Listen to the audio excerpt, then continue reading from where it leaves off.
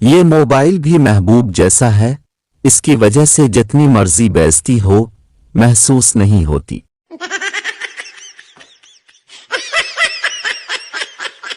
ना कॉल आती है ना मैसेज आता है, कहीं मैंने कैलकुलेटर तो नहीं खरीद लिया।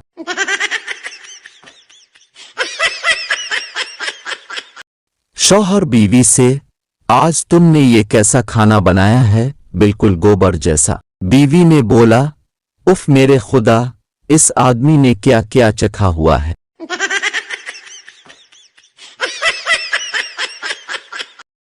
सवाल, शादी के वक्त दूल्हा घोड़े पर क्यों बिठाया जाता है? जवाब, लॉस्ट वार्निंग दी जाती है कि अभी भी वक्त है, भाग जा।